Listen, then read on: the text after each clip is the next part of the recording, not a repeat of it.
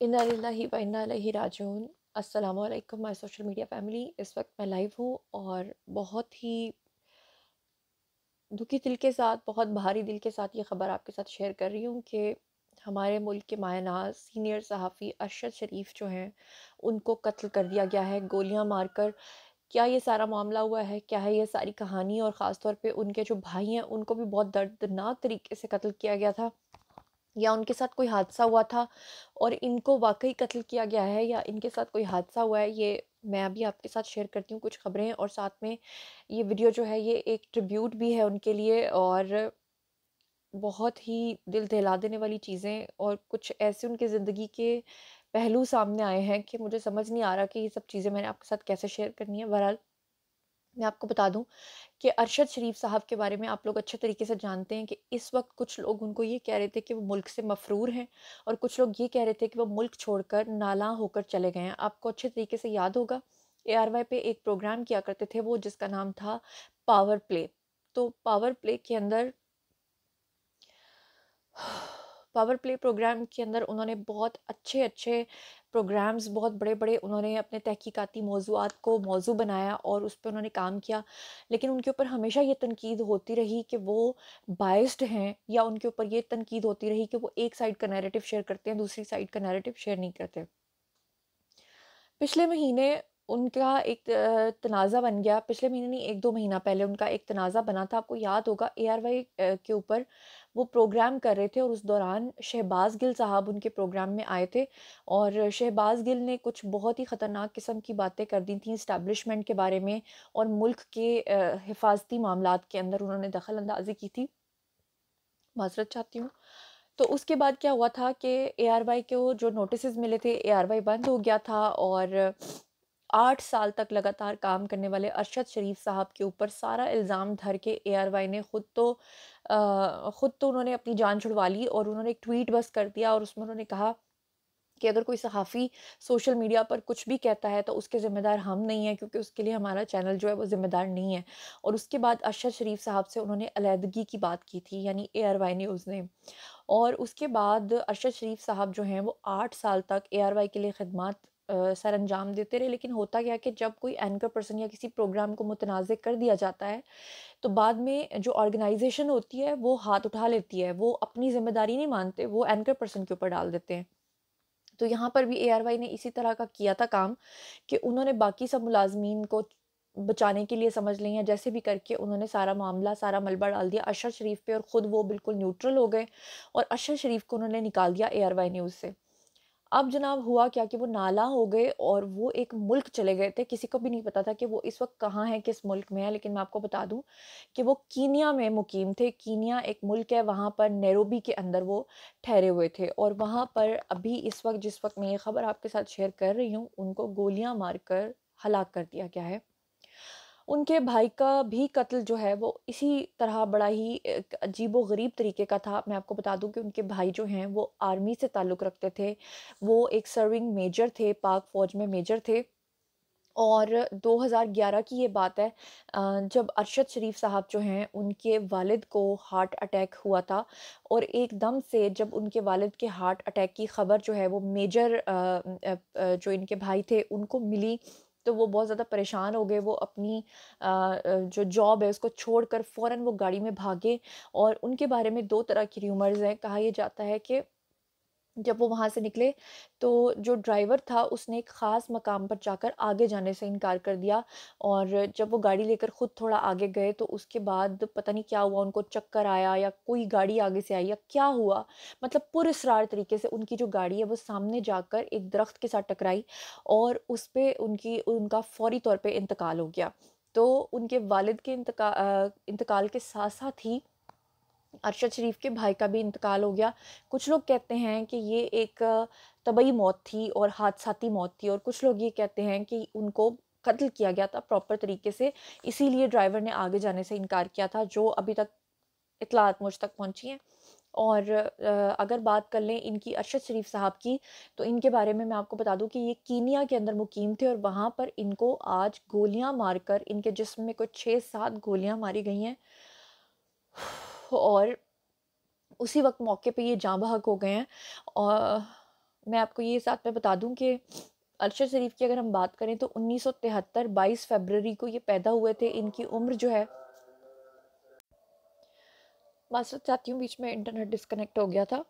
तो मैं आपको बता रही थी कि अरशद शरीफ साहब जो हैं, इनके बारे में सब लोग ये जानते हैं कि शायद ये सिर्फ एआरवाई पे काम करते थे और 8 साल से लगातार काम कर रहे थे, तो ऐसा नहीं है। 1993 में इन्होंने अपनी स्ट्रगल शुरू की थी और उस वक्त ये फ्रीलांस के तौर पे काम करते थे। उसके बाद इन्होंने बतौर डायरेक्टर जो है वो आज न्यूज़ के ऊपर भी डायरेक्टर न्यूज़ थे ये, डॉन न्यूज़ के आज न्यूज़ के ऊपर जो है ये डायरेक्टर न्यूज़ थे और डॉन के ये ब्यूरो चीफ रहे थे। और उसके बाद फिर इन्होंने बहुत सारे चैनल्स में काम किया और फिर फाइनली ये पिछले 8 साल से लगातार जो है वो एआरवाई के साथ काम कर रहे थे। और आपको मैं बताऊं कि ये वो वाहिद सहाफ़ी थे जिन्होंने सबसे पहले ऑफशोर कंपनीज़ और पनामा लीक्स की जो इंक्वायरी हो रही थी उनके कागजात को ये मंजर आम पर लेकर आए थे एआरवाई के ऊपर। उस वक्त जो है वो मियाँ साहब ने, यानी कि नवाज शरीफ साहब ने इसको कबूल भी किया था कि इंक्वायरी हो रही है और हाँ ये चीज़ें सही हैं। और पिछले काफ़ी अरसे से इनकी इस्टेब्लिशमेंट के साथ नहीं बन पा रही थी क्योंकि बकौल दूसरी साइड का जो नैरेटिव एक बयान किया जाता है कि वो कहा यह जाता है कि वो मुल्क दुश्मनी कर रहे थे या वो हमारी रियासत के ख़िलाफ़ बोलते थे या वो रियासत के बयानिए के मुखालिफ थे या वो चीज़ों को नुकसान पहुंचाने की कोशिश कर रहे थे। लेकिन अगर बात करें उनके काम की तो एआरवाई में उनको काफ़ी सराहा जाता था, लेकिन उसी एआरवाई ने उनको एक दिन तन्हा छोड़ दिया था, ये कह कर कि हमारी उनसे मुकम्मल तौर पर लाताल्लुकी है, हमारा उनसे कोई ताल्लुक़ नहीं है। और अगर मैं आपको बताऊं तो प्राइड ऑफ परफॉर्मेंस भी इनको मिला था 2019 में। और कुछ माह पहले जो है ना वो अरशद शरीफ साहब ने पाकिस्तान जब छोड़ दिया था, तो उसके बाद से लेकर लगता था कि उनका जो करियर है वो मुकम्मल तौर पे ख़त्म हो गया और पाकिस्तान में अब उनकी कोई जगह नहीं है, पाकिस्तान वो अब वापस नहीं आ सकते। लेकिन मैं आपको बता दूं कि बोल न्यूज़ के जो सहाफ़ी हजरात हैं उन्होंने ये ख़बर ब्रेक की है। उन्होंने ये बताया है कि अरशद शरीफ की डील जो है वो बोल न्यूज़ के साथ हो चुकी थी और अब वो वापस पाकिस्तान आने के लिए पर तोल रहे थे, पाकिस्तान वो आना चाहते थे। उनको उनके कुछ करीबी दोस्तों ने पहले से बता दिया था कि आपको मारा जा सकता है, आपको कत्ल किया जा सकता है। जिस पे उन्होंने कहा था कि अगर कोई रात कब्र में है तो मैं उसको बाहर नहीं गुजार सकता, और वही हुआ कि आज उनको गोलियां मारकर कत्ल कर दिया गया है। और कातिल जो है उसका सुराग पता चलेगा या नहीं चलेगा, जैसे जैसे इसमें फर्दर डेवलपमेंट होगी, केस जैसे जैसे आगे चलेगा, मैं आप लोगों के साथ शेयर करती जाऊंगी, ये मेरा आपसे प्रॉमिस है। लेकिन मेरा आप लोगों से एक सवाल है कि पाकिस्तान में अगर किसी का बयानिया किसी दूसरे के साथ नहीं मिलता तो उसको जान से क्यों मार दिया जाता है? और फिर कभी उसका कातिल जो है वो पकड़ा क्यों नहीं जाता? बेनज़ीर भुट्टो साहिबा आपके सामने हैं, किस तरह से उनको मारा गया, फिर उनके भाइयों को मारा गया। फिर फिर एक और बात ये कि हमारे जो लोग हैं वो मफरूज़े बहुत बनाते हैं, मफरूज़ों की बुनियाद पे वो कहते हैं कि फ़लाँ ने किया होगा, फ़लाँ ने किया होगा। अगर ज़रदारी साहब का नाम लगाते थे तो आज तक कोई साबित तो नहीं कर पाया। और अरशद शरीफ साहब जो हैं माज़रत, सहाफ़ियों की जान को हमेशा से ख़तरा रहा है और वो ख़बर लाने के लिए किस किस तरह अपनी जान पे खेल जाते हैं, क्या क्या कुछ करते हैं, उसकी एक सबसे एक अहम मिसाल आज आपके सामने है।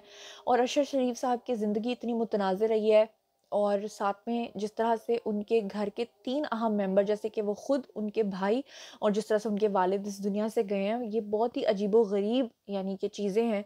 ख़ास तौर पे जिस तरह से उनके भाई की मौत का मुअम्मा जो है वो अभी तक हल नहीं हुआ, क्योंकि कोई कहता है कि उनको कत्ल किया गया, कोई कहता है कि कत्ल नहीं किया गया बल्कि उनकी मौत जो है वो तबई मौत थी या हादसाती मौत थी।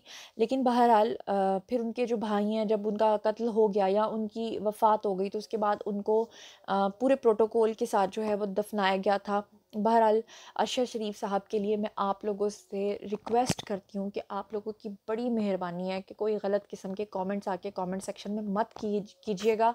हमारे लोग जो है ना बहुत ज़ालिम हैं, ये कुछ भी किसी के बारे में आके लिख देते हैं। और मेरी आप लोगों से रिक्वेस्ट है कि चाहे आप लोगों का उनसे इख्तलाफ हो, चाहे आप उनको पसंद करते हो, चाहे आप उनको पसंद ना करते हो, वादा करें कि अभी के अभी आप उनके लिए सूरह फ़ातिहा जो है वो पढ़ देंगे और अव्वल आखिर दुरूद शरीफ पढ़ के बीच में फ़ातिहा ज़रूर पढ़ लें। और अगर आप इतना सिर्फ़ कर दें कि अव्वल आखिर दुरूद शरीफ पढ़ के बीच में एक मरतबा फ़ातिहा और 3 मरतबा कुल शरीफ पढ़ दें, तो इसका सवाब जो है वो पूरे कुरान पाक के बराबर होता है। और ये वजर का टाइम है, इस वक्त आपको आवाज़ें भी आ रही होंगी, मैं भी उनके लिए दुआ करने लगी हूँ।